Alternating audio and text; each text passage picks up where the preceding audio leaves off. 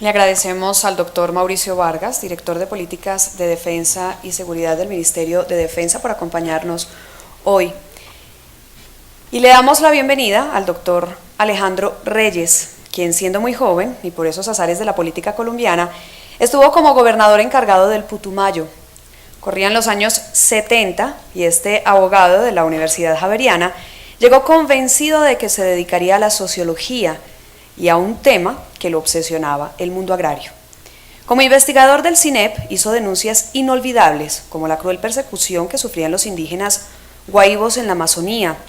En concreto, realizó la primera documentación exhaustiva sobre cómo el narcotráfico y los paramilitares se apropiaron de las tierras más productivas del país. En su libro más reciente, Guerreros y Campesinos, dejó plasmada una ruta posible para enfrentar el problema de la tierra y la violencia. Fue el cerebro del capítulo de tierras de la Ley de Víctimas y el asesor del Ministerio de Agricultura con más influencia en las políticas de restitución y titulación de tierras que pueden significar un salto histórico en democracia y desarrollo para el país. Démosle la bienvenida al doctor Alejandro Reyes, asesor para la restitución de tierras del Ministerio de Agricultura y Desarrollo Rural.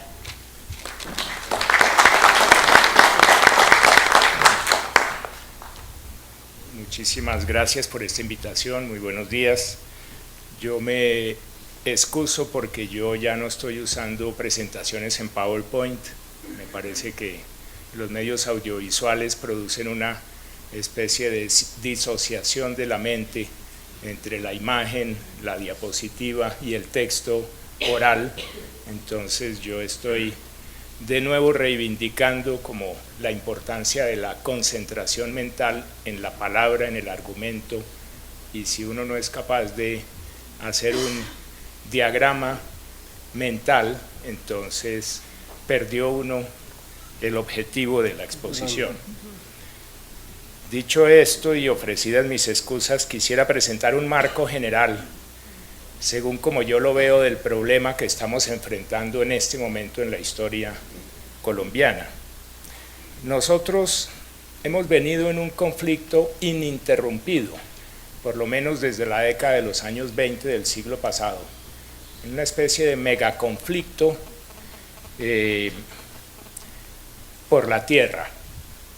El año 36, cuando se hizo la reforma constitucional, y como resultado de ella la ley 200 de ese año, se intentó resolver ese megaconflicto que en ese momento consistía y sigue consistiendo hoy día en una lucha entre el hacha y el papel sellado, es decir, en una lucha entre la ocupación material y la apropiación material de la tierra por parte del campesinado colombiano, que ha ocupado inicialmente todos los espacios fértiles y luego crecientemente los espacios cada vez más inadecuados de zonas selváticas, de montañas, de páramos.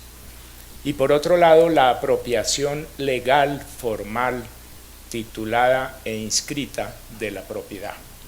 Y los dos procesos en raras ocasiones han coincidido. El secreto verdadero de la acumulación de capital de las élites regionales en tierras, por razones básicamente rentistas y no productivas. El secreto de esa acumulación ha sido, como contrapartida, la negligencia, descuido, inercia, pereza del Estado para reconocer y formalizar y titular la propiedad campesina. Entonces, en la historia colombiana reciente, de por lo menos del último siglo, hemos ido ocupando el territorio con campesinos que van desmontando barbechos y selvas, abriendo áreas productivas, sembrando sus cultivos de pan coger, y luego viene un proceso social a continuación que consiste en la compra de derechos de los campesinos, o sea, la compra de mejoras, para ir convirtiéndolas rápidamente en títulos de propiedad e ir apropiándose de la tierra. Tenemos entonces ocupación campesina y apropiación extensiva de la tierra, dos procesos concurrentes, conflictivos. En muchas ocasiones de la historia nuestra ha habido rebeliones campesinas, ha habido intentos de los campesinos por retener la posesión de tierras contra los propietarios extensivos que intentan expulsarlos de las haciendas. Cuando se intentó remediar esta situación a mediados de los años 60 y el presidente Lleras Restrepo se dio cuenta que estaba fracasando su reforma agraria de la ley 135 por resistencia de los grandes propietarios, resistencias políticas en el Congreso y resistencias de hecho en las regiones, intentó acelerar la reforma agraria e hizo aprobar la ley primera del 68. Esa ley primera lo que pretendía era entregar la propiedad de la tierra a los arrendatarios y a parceros, que eran la forma predominante de vinculación de los campesinos a la tierra en las grandes haciendas de las regiones ampliamente extensivas como la costa atlántica, los valles interandinos, el piedemonte de la cordillera oriental en los llanos. Pero especialmente en la costa atlántica predominaban los arriendos y aparcerías.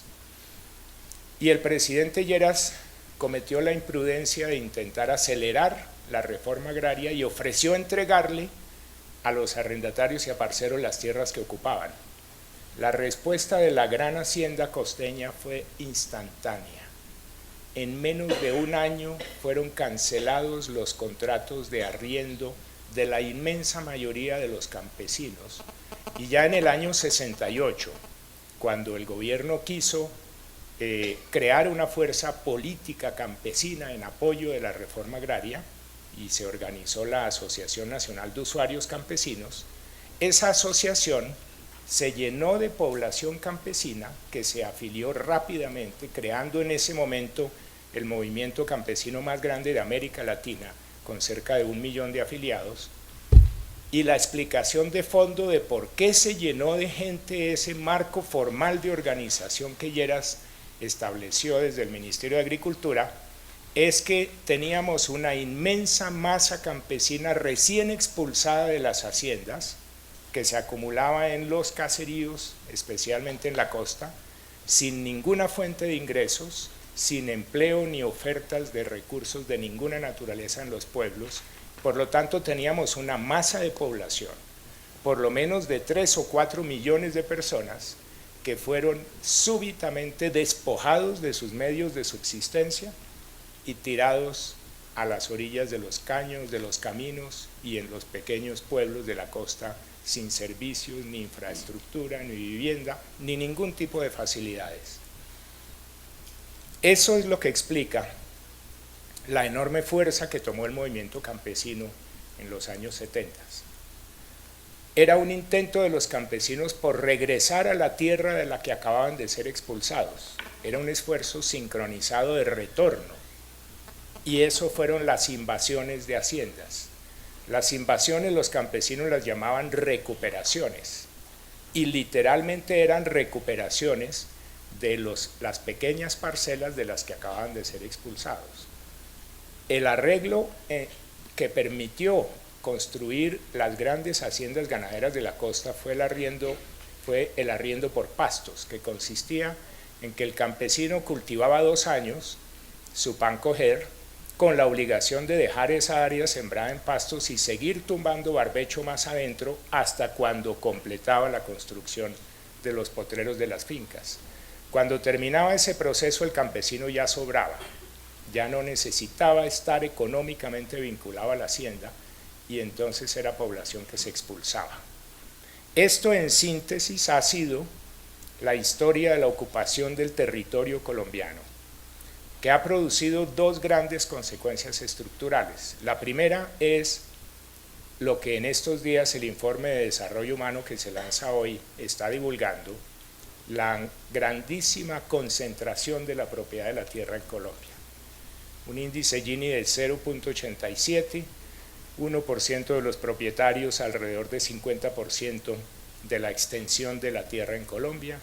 En el otro extremo, las cifras son terribles, tenemos cerca de 2.200.000 familias campesinas que en conjunto no tienen más allá del 20% de la tierra colombiana, de tal forma que el efecto estructural de esta muy mala distribución y polarización de la ocupación del territorio entre campesinos sin derechos de propiedad, sin títulos, informales, y grandes propietarios titulados, formales, con escrituras registradas, que en lo general no usan sino extensivamente la tierra, con muy baja productividad, con menor pago de impuestos y capturando las rentas de la tierra que la sociedad debería tener para la producción y para la satisfacción de necesidades campesinas. Este cuadro nos ha colocado al campesinado en los peores nichos ambientales y ahora, frente a cambio climático,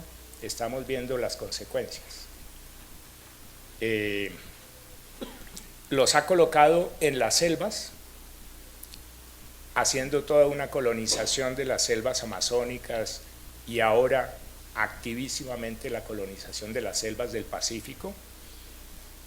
Ha colocado a los campesinos subiendo por las cordilleras, llegando hacia los páramos, produciendo procesos de erosión cada vez más severos en la geografía colombiana.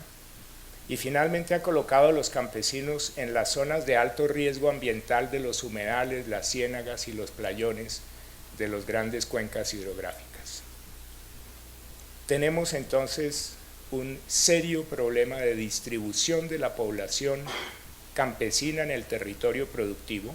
El grueso del campesinado está situado en tierras poco productivas y con graves restricciones ambientales, y la gran propiedad está situada en los mejores valles, subutilizando la tierra, con algunas excepciones regionales. Este cuadro, por supuesto, no coincide si uno mira la parte plana del Valle del Cauca o las grandes regiones cafeteras de las cordilleras, o las grandes zonas del arroz o del algodón, o la nueva economía de los cultivos de palma que va surgiendo, porque todos esos productos citados implican una utilización eficiente, intensiva, productiva, social y económicamente de la tierra para el país. Pero el marco general de usos del suelo y de conflictos de uso del suelo sigue las grandes líneas que he estado intentando dibujar.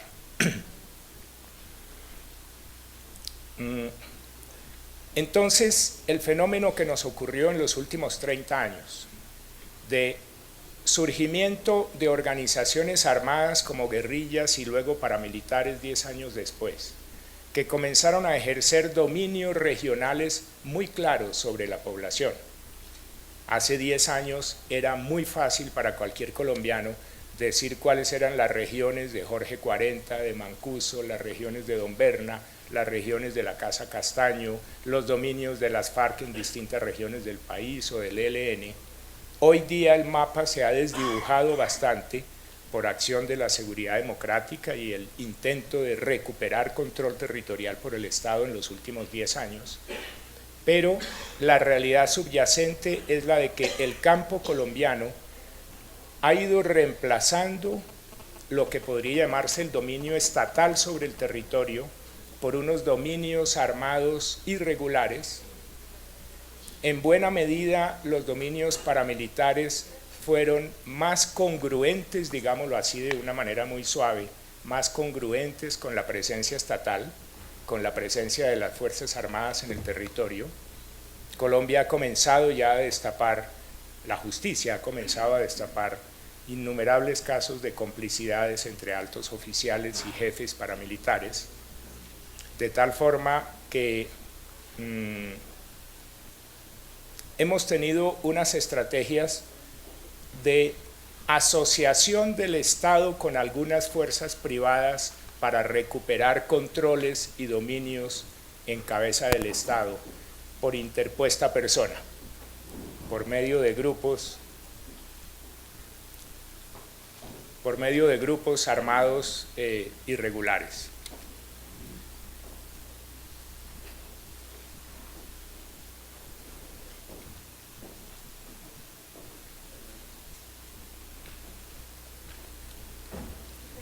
Hasta luego. No, tranquilo. Bueno.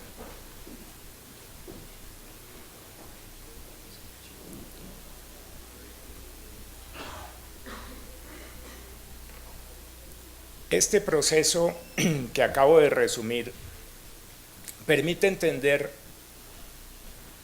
que el despojo de la tierra que se ha acelerado en los últimos 20 años en Colombia, y es un despojo que lo han agenciado todos los grupos, se reparte más o menos por mitades entre grupos paramilitares y guerrillas, un poquito menos guerrillas, un poco más grupos paramilitares según la región que uno estudie.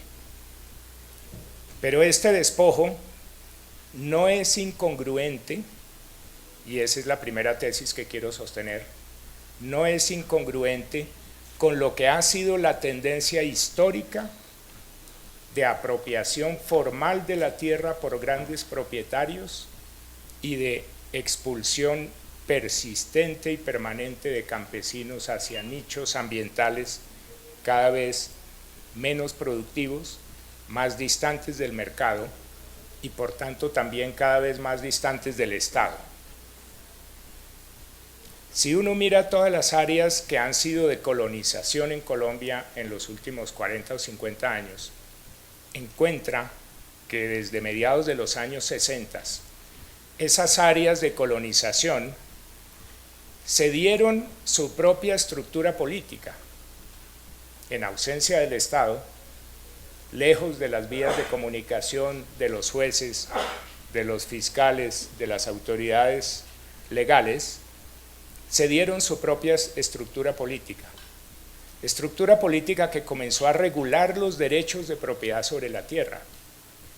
En la diapositiva que nos mostró el expositor anterior del Ministerio de Defensa, se destacaba cómo las FARC tenían un plan de asignación de tierras, de distribución de la tierra a los campesinos en sus áreas de influencia. Pues claro, las FARC eran y siguen siendo la autoridad política, la estructura política primitiva, violenta, autoritaria, regida por sus propias normas internas y por el dominio de sus comandantes, pero de todas formas equivale a una estructura política que domina territorios y que regula las relaciones, los derechos, dirime los conflictos de la población en esos territorios. Si uno mira los dominios que tuvo Mancuso en el Catatumbo o Macaco en el Magdalena Medio, son exactamente lo mismo. Son una institución armada, autoritaria, de dominación sobre la población, que asignan o quitan derechos de propiedad, que cobra tributos, que establece unas normas de convivencia o de exclusión de determinados sectores de población y por lo tanto son unas estructuras que rivalizan en poder con la estructura de poder del Estado. El Estado, en últimas, es un sistema de dominación legal, organizada, legítima, que una sociedad se da a sí misma para regular los derechos, hacer justicia, cuidar la seguridad y el orden, y ese tipo de funciones esenciales las han cumplido en Colombia organizaciones privadas, tanto guerrillas como grupos paramilitares, y por lo tanto en sus áreas de dominio ellos colapsaron los derechos de propiedad, colapsaron el régimen de propiedad. Uno tiene que entender que hoy día todo el juicio que se hace contra los parapolíticos y el que comienza a insinuarse por los organismos de justicia contra los grandes propietarios y empresarios que colaboraron con los paramilitares, uno tiene que entender cuál fue el fenómeno que ocurrió en esas zonas.